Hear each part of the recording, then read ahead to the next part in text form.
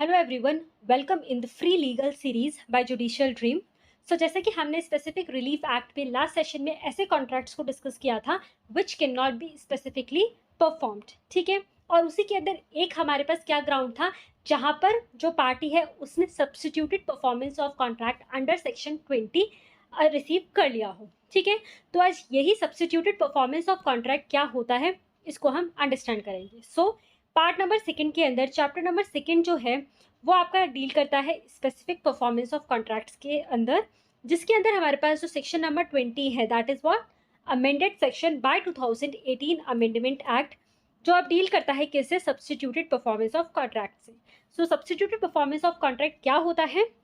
आज के सेशन में हम ये डिस्कस करेंगे, ठीक है। तो जैसे कि सेक्शन नंबर 20 जो है वो मैंने आपको स्टार्टिंग वाले सेशन में भी बताया था और कल भी हमने लास्ट सेशन में भी हमने डिस्कशन किया था कि ये जो सेक्शन है ऐसा नहीं है कि सेक्शन 20 पहले एग्जिस्ट नहीं करता था एसआरए के अंदर, बिल्कुल एग्जिस्ट करता था। बट जो अमेंडमेंट एक्ट 2018 आया उसने क्या करा, जो पुराना वाला सेक्शन 20 था उसको नए सेक्शन 20 के साथ रिप्लेस कर दिया है, ठीक है। तो अब जो हमारा सेक्शन 20 है उसकी हेडिंग क्या है, सब्सटीट्यूटेड परफॉर्मेंस ऑफ कॉन्ट्रैक्ट, और इसके प्रोविजंस क्या बोलते हैं वो अब हम डिस्कस करेंगे, ठीक है। तो सबसेक्शन 1 क्या बोलता है, without prejudice to the generality of the provisions contain in the Indian contract act 1872 and except as otherwise agreed upon by the parties. यानी कि इन्होंने क्या बोला कि इंडियन कॉन्ट्रैक्ट एक्ट में अगर कुछ दे रखा है तो वो अफेक्ट नहीं होगा, और सेकेंडली अगर पार्टीज के बीच में कुछ ऐसा अग्रीमेंट है तो वो अफेक्ट नहीं होगा। जहां पर क्या बोला है, where the contract is broken due to non performance of promise by any party. यानी कि यहाँ पर क्या हुआ है, ब्रीच ऑफ कॉन्ट्रैक्ट हुआ है और इसका रीजन क्या है, किसी पार्टी के अपनी परफॉर्मेंस को परफॉर्म ना करने की वजह से क्या हुआ है, ब्रीच ऑफ कॉन्ट्रैक्ट हुआ है। So the party who suffers bye such breach shall have the option of substituted performance through a third party or by his own agency and recover the expenses and other costs actually incurred, spent or suffered by him from the party committing such breach। तो यहाँ पे जिस party को उस breach की वजह से क्या हुआ है, अफेक्ट हुई है वो पार्टी, उस पार्टी ने सफर किया है ऐसे ब्रीच के वजह से, तो वहां पर उस पार्टी के पास यानी कि उस अग्रीव्ड पार्टी के पास ऐसा ऑप्शन है कि या तो किसी थर्ड पार्टी से या खुद की एजेंसी के थ्रू वो क्या कर सकती है, सब्सटीट्यूटेड परफॉर्मेंस ऑफ कॉन्ट्रैक्ट ले सकती है। और अगर उस पर्सन ने यानी कि अग्रीव्ड पार्टी ने ऐसी सब्सटीट्यूटेड परफॉर्मेंस ऑफ कॉन्ट्रैक्ट ली है तो उस सिचुएशन के अंदर हमारी अग्रीव्ड पार्टी के पास और क्या क्या ऑप्शंस है कि जो भी रिकवर जो भी एक्सपेंसेस या कॉस्ट इनकर हुई है इस ऐसे ब्रीच के वजह से, तो वो डिफॉल्टिंग पार्टी से क्लेम कर सकती है, ठीक है। सो एक इसको हम सिंपल से एग्जांपल से समझते हैं। जैसे सपोज मैं क्या हूँ, एक केटरिंग सर्विसेज है मेरी, ठीक है, आप मेरे क्लाइंट हैं, ठीक है।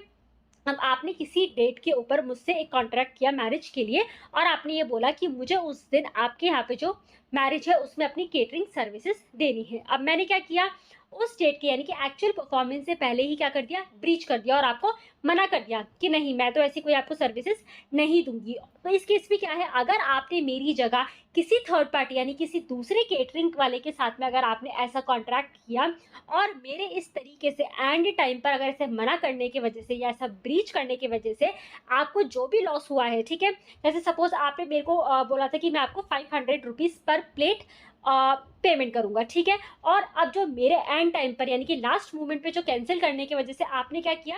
जो दूसरा केटरिंग वाला है उसको 1000 रुपये पर प्लेट पर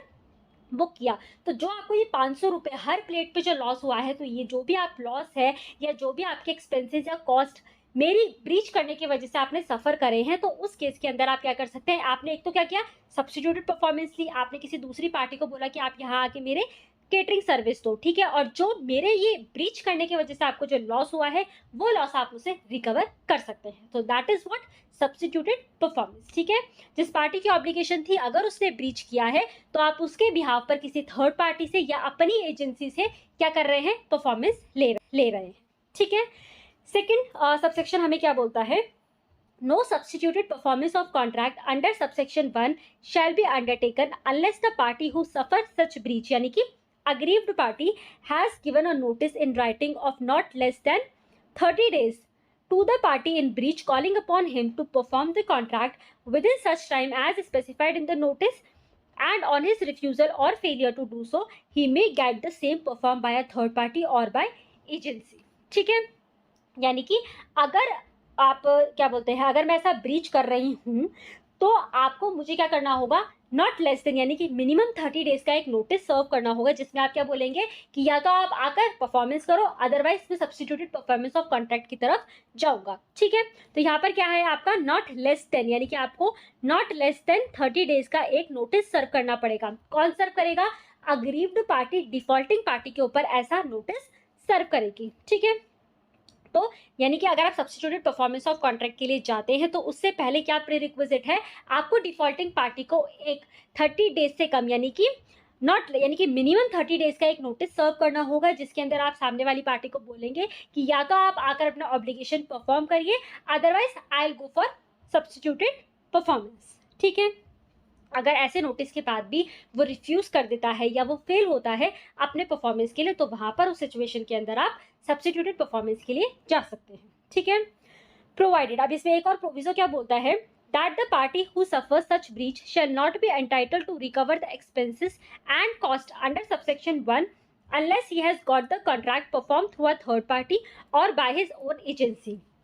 तो हमने फर्स्ट वाले सबसेक्शन में क्या पढ़ा था कि अगर आपने ऐसा सब्स्टिट्यूटेड परफॉर्मेंस ऑफ कॉन्ट्रैक्ट लिया है और आपको जो भी एक्सपेंसेस या कॉस्ट इनकर हुई है ड्यू टू दैट ब्रीच, तो क्या कर सकते हैं आप, डिफॉल्टिंग पार्टी से रिकवर कर सकते हैं. तो सेकंड सबसेक्शन का प्रोवाइजो भी हमको क्या बोल रहा है, लेकिन वो जो आपका राइट है यानी कि कॉस्ट या एक्सपेंसेस जो हैं वो क्लेम करने का राइट आपका कब अराइज होगा, जब आपने सब्स्टिट्यूटेड परफॉर्मेंस ले ली है. ठीक है, अगर आपने ब्रीच हुआ, आपने सब्स्टिट्यूटेड परफॉर्मेंस नहीं ली, तो आपका ये जो एक्सपेंसेस और कॉस्ट रिकवर करने का जो राइट है दैट विल नॉट अकर. ठीक है, तो प्रोवाइजो में यही बोला गया है कि ऐसी पार्टी जिसने जो अग्रीव्ड पार्टी है जिसने सफर किया है थ्रू दैट ब्रीच, वो कब एंटाइटल्ड होगा एक्सपेंसेस और कॉस्ट रिकवर करने के लिए, जब वो किसी थर्ड पार्टी से ऐसा कॉन्ट्रैक्ट परफॉर्म करा ले या खुद की एजेंसी से ऐसा कॉन्ट्रैक्ट परफॉर्म करा ले. ठीक है, तो बेसिकली जो आपका सेकंड वाला सबसेक्शन है वो आपको कंडीशंस बता रहा है कि आपको नोटिस देना पड़ेगा, अगर आपने सब्स्टिट्यूटेड परफॉर्मेंस ली है तभी आप कॉस्ट और एक्सपेंसेस रिकवर कर सकते हैं, अदरवाइज नहीं कर सकते हैं. ठीक है, अब थर्ड वाला क्लॉज क्या सबसेक्शन क्या बोलता है, where the party suffering breach of contract has got the contract performed through a third party or by his own agency after giving notice under subsection 1, यानी कि जब नोटिस दे दिया था सामने वाली डिफॉल्टिंग पार्टी को एंड उसके बाद उन्होंने क्या लिया है, सब्स्टिट्यूटेड परफॉर्मेंस ऑफ कॉन्ट्रैक्ट करवाया है, he shall not be entitled to claim relief of specific performance against the party in breach. यानी कि अगर आपने परफॉर्मेंस ले लिया है तो उसके बाद जो आपका स्पेसिफिक परफॉर्मेंस का रिलीफ है वो बाहर हो जाएगा, यानी कि आप फिर कोर्ट के पास जाकर स्पेसिफिक परफॉर्मेंस यानी कि स्पेसिफिक परफॉर्मेंस का जो रिलीफ है वो क्लेम नहीं कर सकते, क्योंकि आपने तो परफॉर्मेंस ले ली ना, आपका कॉन्ट्रैक्ट तो चाहे थर्ड पार्टी ने परफॉर्म किया हो लेकिन आपको परफॉर्मेंस मिल चुकी है. तो जब आपका तो अब आप कोर्ट में जाकर ये नहीं बोल सकते कि जो एक्चुअल पार्टी थी टू द कॉन्ट्रैक्ट या जो डिफॉल्टिंग पार्टी है उससे भी मुझे स्पेसिफिक परफॉर्मेंस करा के दो. यानी कि अगर आपने मेरी केटरिंग सर्विस किसी और केटरर से ले ली है तो बाद में आप कोर्ट को जाकर ये नहीं बोल सकते कि हमको तो इनसे वापस केटरिंग सर्विस दिलाओ, ऐसा नहीं हो सकता. एक बार आपने सब्स्टिट्यूटेड परफॉर्मेंस ऑफ कॉन्ट्रैक्ट ले लिया तो आपका एक्सपेंसेस और कॉस्ट रिकवर करने का राइट तो रहेगा, लेकिन आप स्पेसिफिक परफॉर्मेंस के लिए कोई ऐसा सूट कोर्ट में लेकर नहीं जा सकते, दैट विल बी बार्ड. ठीक है, तो यानी कि कॉस्ट और expenses is allowed, expenses and cost allowed है अगर आपने क्या किया है, ऐसा कोई सब्स्टिट्यूटेड परफॉर्मेंस ऑफ कॉन्ट्रैक्ट कराया है, लेकिन जो स्पेसिफिक परफॉर्मेंस है वो बार है, यानी कि not be entitled to claim relief of specific performance against the party in default. ठीक है, नेक्स्ट लास्ट सबसेक्शन हमें क्या बोलता है, nothing in this section shall prevent the party who has suffered breach of contract from claiming compensation from the party in breach. अब compensation एक अलग aspect है. ठीक है, compensation is different aspect, cost and expenses is different aspect. तो ऐसा इस section के अंदर ऐसा कोई भी क्लॉज नहीं है जो आपको क्या प्रिवेंट कर रहा हो, कंपनसेशन क्लेम करने से प्रिवेंट कर रहा हो. यानी कि कंपनसेशन आप हर सिचुएशन में क्लेम कर सकते हैं, पर जहां बात कॉस्ट और एक्सपेंसेस की आएगी वहां जब आपने सब्स्टिट्यूटेड परफॉर्मेंस लिया है तभी आप ऐसा कॉस्ट और एक्सपेंस इनकर कर सकते हैं, क्योंकि वो एक्सपेंस और अदर कॉस्ट कब इनकर हो रही है आपको देखेंगे. वापस से उस क्लॉज को हम पढ़ेंगे, recover the expenses and other cost actually incurred, spent और suffered by him from the party committing such breach. ठीक है, तो इसलिए एक्सपेंसेस अदर कॉस्ट का रिलीफ आपको कब मिलेगा क्लेम करने का, जब आपने सब्सटीट्यूटेड परफॉर्मेंस लिया है किसी थर्ड पार्टी से या बाय ओन एजेंसी, ठीक है। लेकिन कंपनसेशन लेने का राइट आपके पास ऑलवेज अवेलेबल है, और स्पेसिफिक परफॉर्मेंस का रिलीफ आप क्लेम नहीं कर सकते हैं। तो आपको अच्छे से ध्यान रखना है कि अगर अग्रीव पार्टी, और सबसे इंपॉर्टेंट कंडीशन क्या है कि आप सब्सटीट्यूटेड परफॉर्मेंस के लिए जब ही जा सकते हैं जब आपने ऐसी डिफॉल्टिंग पार्टी को नॉट लेस देन 30 डेज का नोटिस सर्व किया हो, और फिर अगर वो सर्विस के बाद भी रिफ्यूज कर देता है या फेल हो जाता है परफॉर्म करने के लिए, तो उस केस के अंदर आपका सब्सटीट्यूटेड परफॉर्मेंस का राइट अराइज होगा, ठीक है। तो क्या मिल सकता है, क्या नहीं मिल सकता है, क्या अलाउड है, क्या बार्ड है, यह आपको सेक्शन 20 में अच्छे से ध्यान रखना है, ठीक है। सो बेसिकली आज का हमारा जो सेशन था वो बहुत ही छोटा था, क्योंकि हमें सिर्फ जो हमारा ये मेन कॉन्सेप्ट था सब्सटीट्यूटेड परफॉर्मेंस ऑफ कॉन्ट्रैक्ट वो समझना था, क्योंकि आपको पता है सब्सटीट्यूटेड परफॉर्मेंस के लिए अगर आप जाते हैं तो वहां सूट स्पेसिफिकली एनफोर्स नहीं करवाया जा सकता है, जो हमने लास्ट वाले सेशन में भी डील किया था। That is your section number 14, ठीक है, जहां आपके पास 4 ग्राउंड से। तो स्पेसिफिक रिलीफ एक्ट के अंदर कौन कौन से कॉन्ट्रैक्ट्स हैं जो स्पेसिफिकली एनफोर्स करवाए जा सकते हैं, कौन कौन से ऐसे सेक्शंस हैं जो आपको किसी रिलीफ को देते हैं, और कौन कौन से ऐसे सेक्शंस हैं जो रिलीफ को बार करते हैं। ये सभी जो पॉइंट्स हैं, सेक्शंस हैं, आपको अच्छे से लर्न करने हैं बाय हार्ट, ठीक है। तो आज के टॉपिक से रिलेटेड आपका जो एक सैम्पल एमसीक्यू है, that is which of the following sections of this specific relief act deals with substituted performance of the contract, section 17, section 18, section 19 और section 20। so क्योंकि अभी आपने नया नया कॉन्सेप्ट पढ़ा है तो आई नो आपको अभी सेक्शन याद होगा, पर जब आप एग्जाम में होते हैं और इतने सारे सेक्शंस एक साथ पूछे जाते हैं, वो भी इन सीरीज, ठीक है, जैसे 17, 18, 19, 20, so it tends to confuse students, ठीक है। तो सेक्शन नंबर और सेक्शन के प्रोविजंस बाय हार्ट सभी स्टूडेंट्स याद करेंगे, ठीक है। इसी के साथ साथ आपका मीन्स ओरिएंटेड क्वेश्चन रहता है, explain the provision of substituted performance of the contract as enumerated under section 20 of the Specific relief Act. So section 20 आपके प्रीलिम्स एंड मेंस दोनों ही पॉइंट ऑफ व्यू से बहुत ही ज़्यादा इंपॉर्टेंट है, so do learn them properly, ठीक है। इसी के साथ साथ जो भी सेक्शंस आपके या तो सब्सटीट्यूट करे गए हैं, जैसे सेक्शन नंबर 10 था,